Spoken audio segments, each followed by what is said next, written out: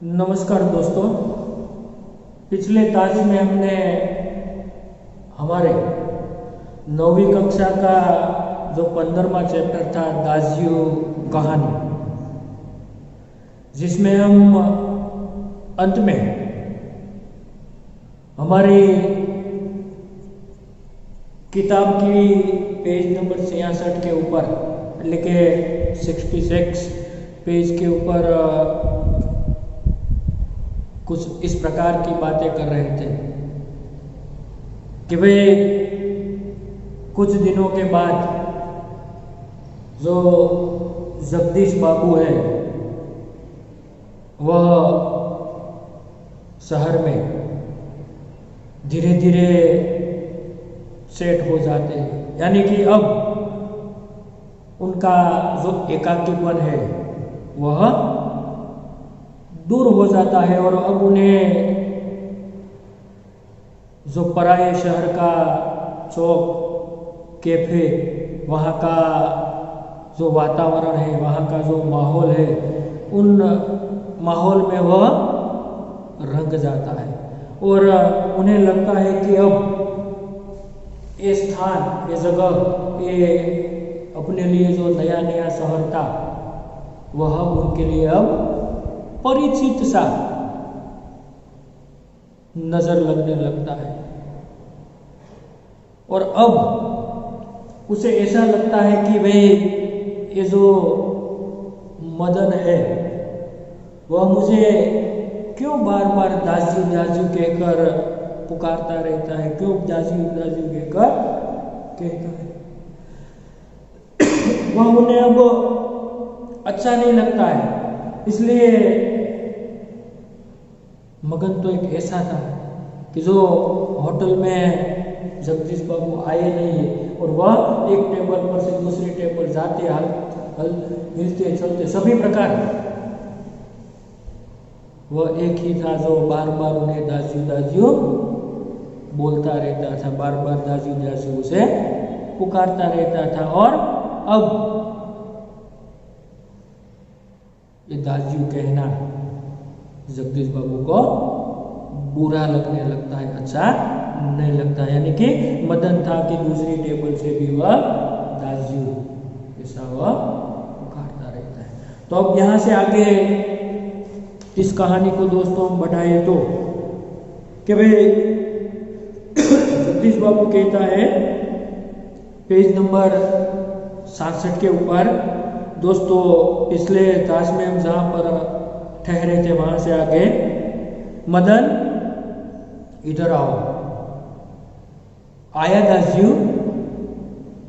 दाजू शब्दों की आहुति पर जगदीश बाबू ने मध्यम वर्गीय संस्कार जागे। अब ये जो दाजू शब्द की जो आहुति है, जो बार बार उसे दाजू शब्द मदन दोहराता है, उस पर अपना जो मध्यम वर्गीय जो उसका परिवेश था, वह मध्यम वर्ग में जो पले पोसे थे, वह उसका संस्कार अब जाग उठते हैं और अपनत्व की पतली डोरी अहम की तेज धार के आगे न टिक सकी। अर्थात जे अजाण्या शहરની અંદર પોતાનું જે આપણાપણાનો જે લાગણીનો સંબંધ હતો એ પોતાના મધ્યમ વર્ગના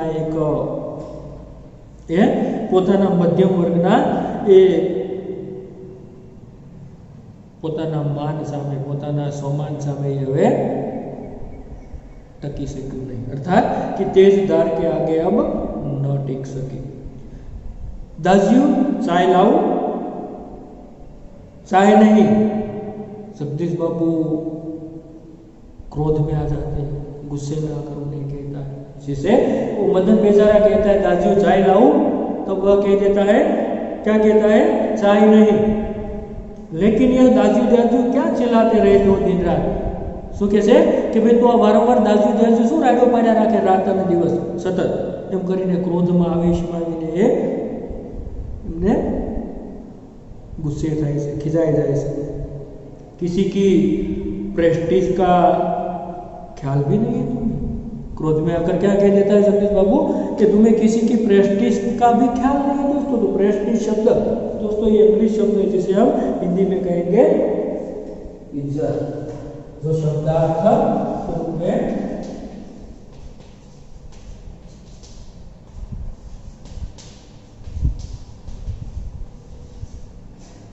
यानी कि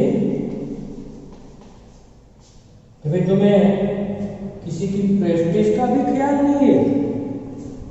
तो जगदीश बाबू का मुंह क्रोध के कारण तमतमा गया। એટલું કહેતાની સાથે જગદીશ બાબુના એ ચહેરા ઉપર એના મુખ ઉપર એ ક્રોધનો ભાવ એ આખા ચમચમી ઉઠ્યા, આખા તમતમી ઉઠ્યા અને શબ્દો પર અધિકાર નહીં રહી શકા। પોતાના શબ્દોનો અધિકાર છે પોતે ન રાખી શક્યા અને મદન પ્રેસ્ટીજ का अर्थ समझ सकेगा या नहीं यह भी उन्हें ध्यान नहीं रहा। कदाच मदन ने बेचारा ने प्रेस्टीज शब्दનો अर्थ શું થાય ये समझी सके कि न समझे कि एना बसनी बात नहोती।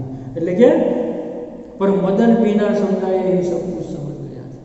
बेचारा ने ये प्रेस्टीज शब्द का अर्थ तो उसे मालूम नहीं था, परंतु क्रोध के कारण वह बेचारा बिना समझाए समझ गया और मदन को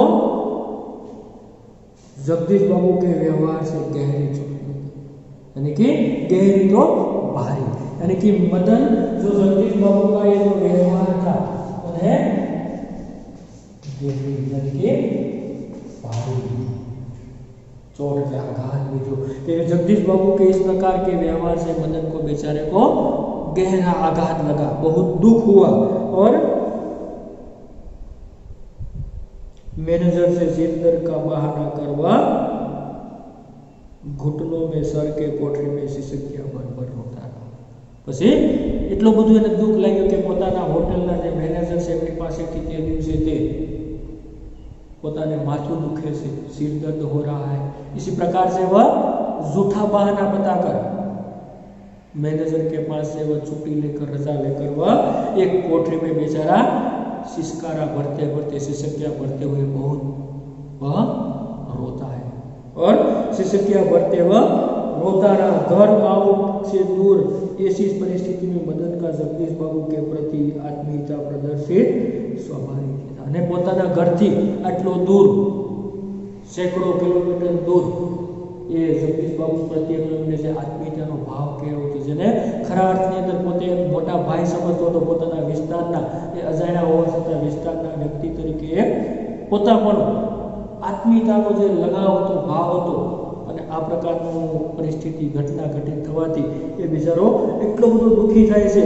અને સ્વાભાવિક છે કે એ ખૂબ જ રડે છે, એમના હૃદયની અંદર ખૂબ જ दुख जन्मे से। इसी कारण आज प्रवासी जीवन में पहली बार उसे लगा जैसे किसी ने उसे ईजा की गोदी से, ईजा यानी कि दोस्तों अपनी माँ,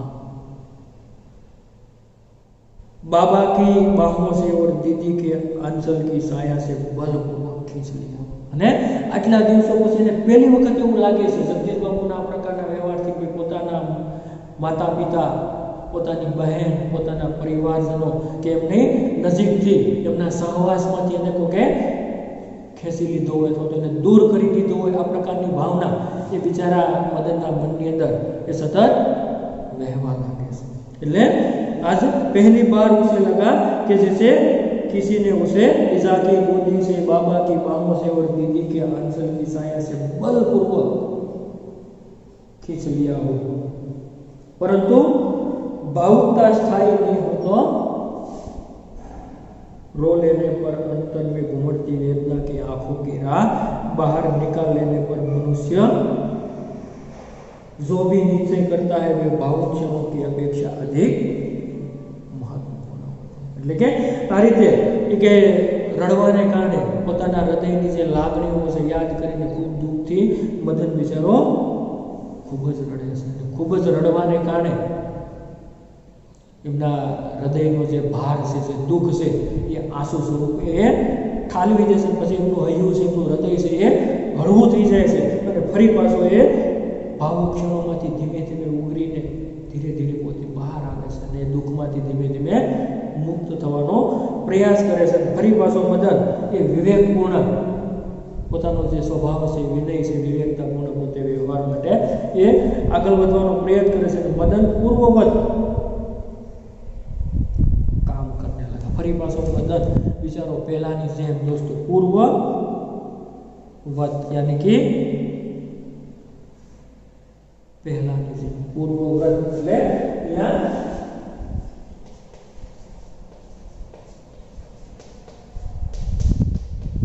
પહેલે કી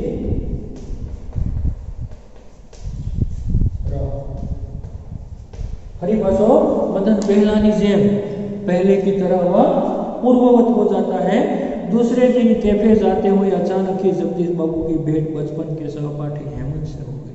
પછી બીજા દિવસે એ ફરી પાછા જગદીશ બાબુ છે એ હોટલમાં એક કેફેમાં જવા માટે પોતે નીકળે છે ત્યારે એમના બચપનના બાળપણના એક મિત્ર છે જેમનું નામ છે હેમંત। એમની સાથે એમનો એ उसकी भेंट हो जाती है, यानी कि उसके साथ उसका मिलन हो जाता है। अर्थात एमना जे जूना मित्र છે જગદીશ બાબુ છે ને એ હોટલ જવા નીકળે છે ત્યારે એને રસ્તાની અંદરથી મળી જાય છે। कैफे से पहुंचकर जगदीश बाबू ने इशारे से मदन को बुलाया, परंतु उन्हें लगा जैसे वह उनसे दूर दूर रहने का प्रयत्न कर रहा।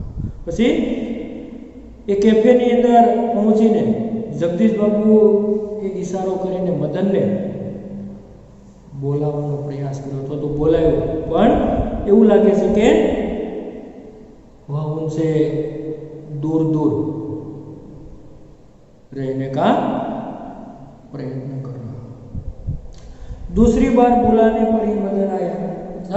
पहली वखत જ્યારે બોલાવવાનો પ્રયાસ કરે છે ત્યારે મદન છે ઉલટાનો એનાથી દૂર દૂર રહેવા માટેનો પ્રયાસ કરતો હોય એવું એમને અનુભવાય છે। ફરી પાછો જગદીશ બાબુ છે મદનને બોલાવે છે। ફરી વખત જગદીશ બાબુ મદનને પોતાની પાસે બોલાવે છે ત્યારે मदन से अपनी पास आवे है, यानी कि दूसरी बार बुलाने पर मदन यहाँ पर आता है और आज उसके मुंह पर वो मुस्कान न थी और न ही उसने क्या लाऊं लाज्યું कहा। એટલે કે પહેલાની જે માથે ફરી પાસે જગદીશ બાબુ બોલાવે ત્યારે એમના એ ચહેરા ઉપર પહેલાના જેવું હાસ્ય નહોતું, પહેલાના જેવું સ્મિત નહોતું, પહેલાના જેવી એમના ચહેરા ઉપર प्रसन्नता नहोती, मुस्कान नहीं थी। और आज उन्होंने जगदीश बाबू को ये भी नहीं कहा कि भाई क्या लाऊं दास जी, ये आज उन्होंने उनसे नहीं कहा और वह बेचारा उदास था, निराश था और स्वयं जगदीश बाबू को ही कहना पड़ा। स्वयं जगदीश बाबू ये पोते कहવું પડે છે, कहना पड़ा कि भाई 2 चाय 2 आमलेट, परंतु तब भी लाया दाजू कहने की अपेक्षा लाया साहब कहकर वो चल दिया। दोनों अपरिचित ने त्यारे पण એવું થાય છે મિત્રો કે ભાઈ એ જ્યારે 2 ચાય અને 2 આમલેટ નો જ્યારે પેલા મદનને ઓર્ડર કરે છે ત્યારે પણ એ પહેલાની જેમ પેલો જે મદન છે એ જે અગાઉ એવું કહેતો હતો કે ભાઈ લાયા દાસજી, એવું કહેવાને બદલે પોતે મદન એવું કહે છે કે ભાઈ લાયા સાહેબ, કે લાવું છું સાહેબ, એવું કહીને ત્યાંથી એ ચાલ્યો જાય છે। જાણે કે બંને કોઈ પરિચિત જ નથી, એટલે કે અપરિચિત હોય, બંને એકબીજાને ઓળખતા ન હોય, બંને અપરિચિત હોય, બંને અજાણ હોય, આ પ્રકારનો વ્યવહાર હવે આ મદન બેચારો એ જગદીશ બાબુ સાથે કરવા લાગે છે। એટલે કે એક સામાન્ય જેને પોતાના સગા ભાઈ કે મોટા ભાઈથી વિશેષ જે પોતાના હૃદયની અંદર સ્થાન આપીને એ સમજનારો વ્યક્તિ એટલો બધો ગહેરા આઘાતની અંદર એ સરકી જાય છે, આઘાતની અંદર એ ડૂબી જાય છે કે ફરી પાછો એને ન ભૂલવા છતાં પણ પોતે એ ભૂલવા માટેનો પ્રયત્ન કરે છે અને એક સામાન્ય હોટલની અંદર આવનાર સામાન્ય વ્યક્તિની માફક જ એની સાથેનો વ્યવહાર છે મદન હવે કરવા લાગે છે। તો શું કહે છે, शायद पहाड़िया है, हेमंत ने अनुमान लगाकर पूछा। પછી એમનો જે જગદીશ બાબુનો જે મિત્ર એમની બાજુમાં બેઠો છે કેફેની અંદર આવ્યો છે ને પોતે જગદીશ બાબુને કહે છે કે કદાચ આ પહાડી બાળક લાગે છે, शायद पहाड़िया है, कदाच आ पहाड़ी से उन्होंने पूछा। ત્યારે जगदीश बाबू हाँ रूखा सा उत्तर दे दिया जगदीश बाबू ने और वार्तालाप का विषय बदल दिया। એટલે કે એ કોરે કેરો ખાલી જવાબ આપવા ખાતર ભાઈ હા આવો એક ટૂંકમાં જવાબ આપી અને આખા એ વિષયને આખી એ વાતને એ બદલાવી નાખે છે, મતલબ એ વાત આખી એ વિષયને આખો ટાળી દે છે, એટલે કે એ વિષય ઉપરથી પોતે અન્ય વિષય ઉપર વાત કરવા માટે પ્રેરાઈ રહે છે. મદન ચાય લઈ આવ્યા હતા, એટલી વાતની અંદર મદન ત્યાં આવી અને જગદીશ બાબુ માટે એ ચા છે એ લઈને આવી રહ્યો હતો, यानी कि मदन चाय ले आया था. फिर क्या नाम है तुम्हारे लड़के? हेमंत ने एहसान जताने की गरज से पूछा. એટલે કે હેમંત જે પોતાનું એહસાન એના ઉપર કરતો એવા ભાવથી, એહસાન જતાવવાના ભાવથી એ મદનને એવું પૂછે છે કે ભાઈ क्या नाम है तेरा लड़के? तो कुछ क्षणों के लिए टेबल पर गंभीर मौन छा गया. એટલે કે કેટલીક ક્ષણો સુધી થોડાક સમય માટે એ ટેબલ ઉપર एक प्रकार से गंभीर सा मौन छा गया. अर्थात वो जो मदन था वो बेचारा कुछ बोलता नहीं, एकदम शांत रहता है, वह मौन रहता है, वह कुछ बोलता नहीं है. तब जगदीश बाबू की आंखें चाय के प्याले पर ही झुकी रहती है. इसी वक्त जब मदन कुछ जवाब नहीं देता है, कुछ प्रत्युत्तर नहीं देता है, उसके नाम पूछने से कुछ कहता नहीं, तब जो वही टेबल पर जो चाय की कप जो रखा हुआ था, वही कप के ऊपर जगदीश बाबू की निगाहें, जगदीश बाबू की नजरें उन पर टिकी हुई थी और मदन की आंखों के सामने विगत स्मृतियां घूमने लगी. और इसी वक्त जो मदन की आंखों के सामने जो विगत स्मृतियां दोस्तों, यानी कि जो बीती हुई यादें, विगत स्मृति यानी कि जो बीती हुई यादें थी उनके जीवन में, जो अगाव जो आगे जो घटित हुई थी इसी घटनाएं, उसी बीती हुई विगत स्मृतियां उनके चेहरे पर, उनके आंखों के सामने वह उन्हें याद आने लग रही थी. और जो विगत स्मृतियां उसे घूमने लगी. जगदीश बाबू का एक दिन ऐसे ही नाम पूछना, अर्थात से पहली वखत જ્યારે પરિચય થયો, જ્યારે જગદીશ બાબુ આ શહેરની અંદર નવા હતા અને ત્યારે પહેલી જ વખત જ્યારે જગદીશ બાબુએ આ વખતે, એટલે કે તે વખતે આમ જ હેમંતની જેમ જ આ પેલા મદનને એનું નામ પૂછ્યું હતું, એ યાદ ફરી પાછી અહીંયા આ ક્ષણે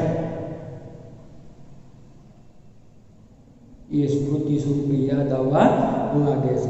तो फिर दादी आपने तो कल थोड़ा ही खाना, एक एक स्मृति, एक एक याद, उसके प्रत्युत्तर में जो जगदीश बाबू बोले या न बोले, उसका एक छोटा भाई होकर उनका जो ख्याल रखता हो, उसी तरीके से वह उन्हें कह देता था कि भाई कल तुमने बहुत कम खाना खाया था. इसी प्रकार ये जो जगदीश बाबू को जो मदन पूछता था, उसी प्रकार उन्हें ये कह देते हैं कि दादियों आपने तो कल बहुत थोड़ा ही खाना खाया और एक दिन किसी की प्रेस्टीज का ख्याल नहीं रखना, और एक दिन जो वही विगत स्मृतियां के साथ साथ उन्हें जगदीश बाबू के से कहने पर कि भाई तुम किसी प्रेस्टीज का, किसी की प्रेस्टीज का भी तुम्हें ख्याल नहीं रहता, ऐसा जगदीश बाबू के स्वर से उन्हें कहना. और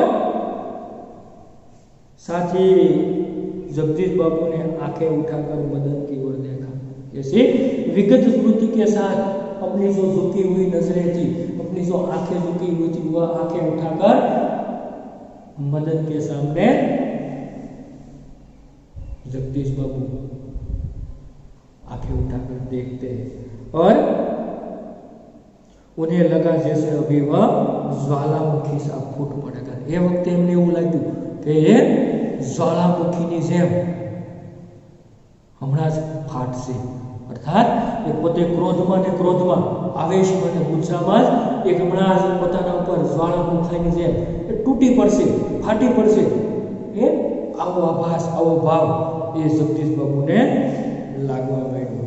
हेमंतने आग्रह के स्वर में दोहराया, क्या नाम है तुम्हारा? फरी पाछो ए हेमंते आग्रह करतो एवा भावथी एक आग्रहना स्वरनी अंदर फरी पाछो ए पोतानी एनी ए वातने पोताना एना ए विधानने फरी पाछो ए दोहरावे छे, पूछे छे कि भाई शुं नाम छे तारू? क्या नाम है तुम्हारा? तब बाई कहते साहब मुझे, और उसका जो उत्तर वो परिवर्तित हो जाता है। जब पहले उसने उत्साह के साथ जगदीश बाबू को कहता था कि मेरा नाम मदन है, और वही स्थान पर आज वो बेचारा मदन निराशा में डूबकर कह देता है कि भाई बाय, यानी कि मदन कहता है कि बॉय कहता है मुझे साहब, अर्थात यहाँ पर मुझे सब होटल बॉय के नाम से पहचानते, सब मुझे बॉय कहते। संक्षिप्त सा उत्तर देकर वह मुड़ गया। એટલો ટૂંકો, એટલો સંક્ષિપ્ત એ જવાબ આપીને, એટલો ટૂંકો ઉત્તર આપીને પોતે ત્યાંથી ફરી જાય છે, એટલે કે મૂળ જાતા ત્યાંથી એ પાછો ફરીને जाए से। तो आवेश में उसका चेहरा लाल होकर भी अधिक सुंदर हो गया था, और क्रोध में आवेश में आकर उनका चेहरा जो लाल होकर भी अधिक यानी कि ज्यादा सुंदर हो गया था। तो इसी प्रकार दोस्तों ये जो कहानी का अंत एक यहाँ पर लेखक शेखर जोशी जी दोस्तों उसे मार्मिक ढंग से सुंदर तरीके से हमारे सामने पेश करने का प्रयास किया, यानी कि रखने का प्रयास किया।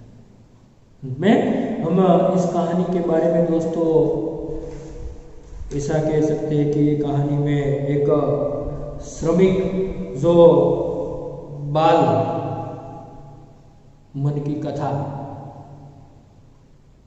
लेखक ने बेखूबी से लिखी है, और जो एक पहाड़ी बालक है और एक अपनी पेट की आग बुझाने के लिए वह अपना गांव, अपना पहाड़ी प्रदेश छोड़कर एक बहुत दूर शहर में आकर एक ऑफिस बॉय के होटल में काम करने लगता है। वहीं पर उसे यहाँ पर जो अपनापन और परायापन का एहसास किस प्रकार होता है, उसी बात को यहाँ पर लेखक ने ये हमारे सामने ये मानव मन की जो भावनाएं होती है, मानव मन की जो भाव की जो विचित्रता कैसी होती है उसे समझाने का यहाँ पर प्रयास किया गया है। और एक बाल मानस पर किसी के कुछ प्रकार के जो शब्द कहे जाने पर उन्हें कितना गहरा आघात लगता है, कितनी उन्हें ठेस पहुंचती है, उसी को सारी की सारी कहानी में, कहानी के अंत में मार्मिक ढंग से उसे हमारे सामने रखने का दोस्तों यहाँ पर प्रयास किया है। तो दोस्तों आपको यह कहानी अच्छी तरह से समझ में आ गई होगी, इसी में आशा करता हूँ। और यहाँ पर ये जो हमारा 15वां जो चैप्टर जो दासजी कहानी है वह यहाँ पर हम यह दोस्तों ये पूर्ण करते हैं। और साथ ही कुछ स्वाध्याय के यहाँ पर जो छोटे कुछ प्रश्न है उसकी भी हम थोड़ी बहुत चर्चा कर लेते हैं, और बाद में सविस्तर तरीके से कुछ आपको 4 प्रश्न जो दिए गए हैं वह इस वीडियो लेक्चर के साथ आपको दोस्तों स्टडी मटेरियल्स के रूप में ये सभी प्रश्नों के उत्तर और साथ साथ विशेष प्रश्नोत्तर भी आपको भेजा जाएगा, जिसमें से आपको अपनी स्वाध्याय की बुक में ये जो यहाँ पर दिए गए सवाल है उनका जवाब आपको लिखना है और बाकी का जो मटेरियल्स है उन्हें आपको विशेषकर पढ़ना है, यानी कि उस कहानी को हम विस्तार से यहाँ पर समझने का तो प्रयास तो किया, फिर भी ये स्टडी मटेरियल को जो पूरी तरह एक बार ध्यान से हम पढ़ लेंगे तो ये सारी की सारी कहानियाँ हम उन्हें बहुत अच्छी तरह से उसे समझ तो पाए, लेकिन फिर अगर हमारी परीक्षा में कुछ जो सवाल इसमें से डिटेल में आपको अगर पूछा जाए तो भी आप उसका जवाब आसानी के साथ दे पाएंगे। इसलिए आपको स्टडी मटेरियल को स्वाध्याय में यहाँ पर दिया गया है जो वो तो लिखना है, उसके बाद जो ज़्यादा जो विशेष मटेरियल्स के रूप में जो प्रश्नों के जवाब है, जो हेतुलक्षी प्रश्न है, जो व्याकरण के प्रश्न है, इन सभी को आपको अवश्य उसे पढ़कर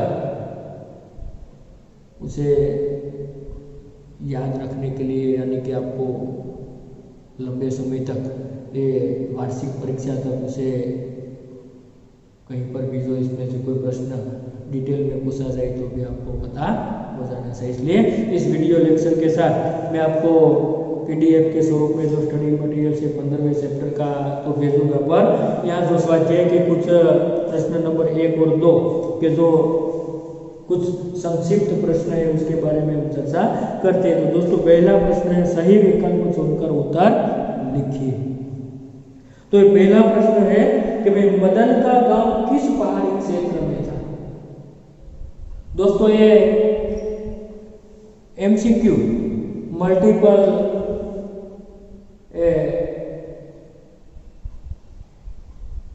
क्वेश्चन, जो मल्टीपल चॉइस क्वेश्चन जिसे हम कहते हैं हेतुलक्षी, यानी कि जो विकल्प टाइप ना प्रश्न है स्वरूप में अपने 2 प्रश्न आपવામાં આવ્યા છે। पहलो प्रश्न है मदन का गांव किस पहाड़ी क्षेत्र में था। तो दोस्तों यहाँ पर 4 ऑप्शन दिया गया है। अ मसूरी, ब शिमला, क दार्जिलिंग और ड अल्मोड़ा। तो दोस्तों ये पहले प्रश्न का जो उत्तर है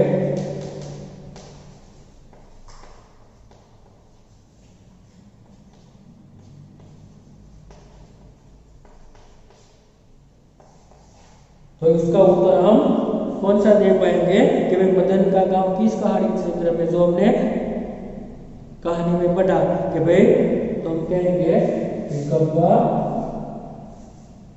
छोटा है अल्मोड़ा। फिर दूसरा सवाल है यहाँ पर कहानी के अंत में नए ग्राहक हेमंत को मदन ने अपना नाम क्या बताया। लेकिन वार्ता कहानी जયારે પૂર્ણ થાય છે ત્યારે કહાનીના અંતની અંદર એ મદને જે જગદીશ બાબુના મિત્ર એમને નામ પૂછે છે ત્યારે कहानी के अंत में नए ग्राहक हेमंत को मदन ने अपना क्या नाम बताया। हेमंत ने मदने પોતાનું નામ શું બતાવે છે કહાનીની અંદર। તો 4 વિકલ્પો છે મિત્રો, અ મદન, બ પહાડો, ક બોય और ड बेस। तो मित्रों આપણે એનો ઉત્તર લખી શકીએ કે મદન ને છેલ્લે પોતાના હેમંત ને પોતાનું નામ છે છેલ્લે શું બતાવ્યું હતું કની અંદર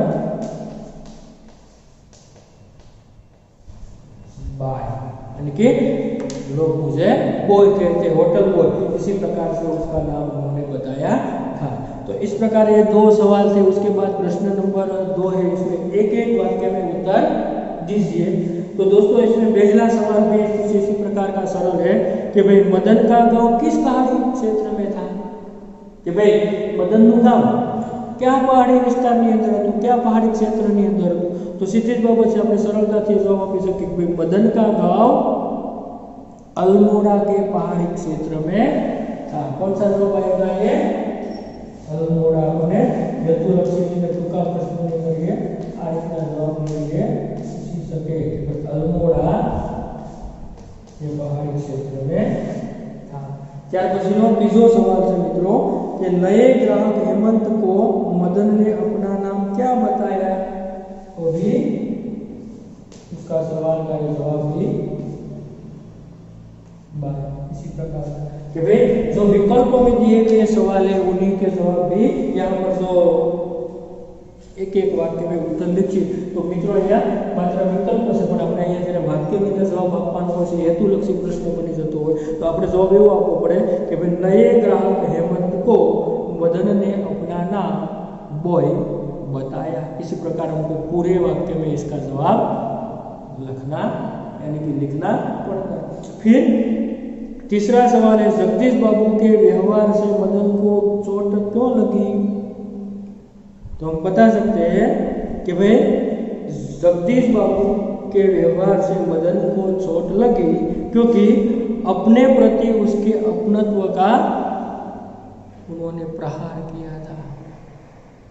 कि भाई जगदीश बाबू के व्यवहार से मदन को चोट इसलिए लगी कि उन्हें अपने प्रति उसके जो अपनत्व था એટલે કે પોતાના પ્રત્યે પોતાનું જે પોતાપણું હતું અપનત્વ હતું એના ઉપર જગદીશ બાબુએ પ્રહાર કર્યો હતો એટલા માટે એ અહીંયા મદનને આઘાત લાગે છે ચોટ લાગે છે એ રીતે મિત્રો એ પ્રશ્નનો જવાબ પણ આપણે સરળતાથી આપી શકીએ એટલે કે એ ટૂંકા પ્રશ્નો હતા। ત્યાર પછી મિત્રો પ્રશ્ન નંબર 3 ની અંદર સવિસ્તર ઉત્તર દીजिए। तो 4 प्रश्नों ये आपको आवेला है। जगदीश बाबू को पहले नए शहर का आकर कैसा लगता है। तो मित्रों ये प्रश्नों ना उत्तर अपने कहानी ની અંદર સારી રીતે સંપૂર્ણ કહાનીને આપણે સમજી ચૂક્યા છીએ એનો અભ્યાસ પણ કરી ચૂક્યા છીએ એટલે એ ચારે ચાર પ્રશ્નો છે એ તમે કહાની સમજ્યાના આધારે સરળતાથી એ પણ તમે મૌલિક રીતે આપી શકો એવા સરસ મજાના પ્રશ્નોના ઉત્તર છે એટલે કે એની અહીંયા આપણે ચર્ચા એ ન કરતા તમને વિશેષ એ જે અગાઉ તમને કીધું એમાં આ પાઠનું એ સંપૂર્ણ સ્ટડી મટીરિયલ છે એ મિત્રો તમને આ વિડીયો લેક્ચરની સાથે મોકલવામાં આવશે જેનો તમે જે જરૂરી છે એને સ્વાધ્યાયની પાકી બુકની અંદર વ્યવસ્થિત સારા અક્ષર લખી લેજો। બાકીનું જે સ્વાધ્યાયમાં નથી એ સિવાયના પ્રશ્નો છે તમારા વિશેષ અભ્યાસ માટે આપવામાં આવેલા છે જેનો પણ તમે ધ્યાનથી 2-3 વખત વાંચન કરજો તો તમે એને લાંબો સમય સુધી યાદ રાખી શકશો અને સમજી શકશો। તો અહીંયા આપણો આ વિડીયો લેક્ચર અને આપણું 15મું ચેપ્ટર મિત્રો આપણે પૂર્ણ કરીએ છીએ। હવે પછીના નેક્સ્ટ વિડીયો લેક્ચરની અંદર આપણે આના પછીનું આગળનું જે આપણું ચેપ્ટર છે તેના ઉપર આપણે પ્રસ્થાન કરીશું।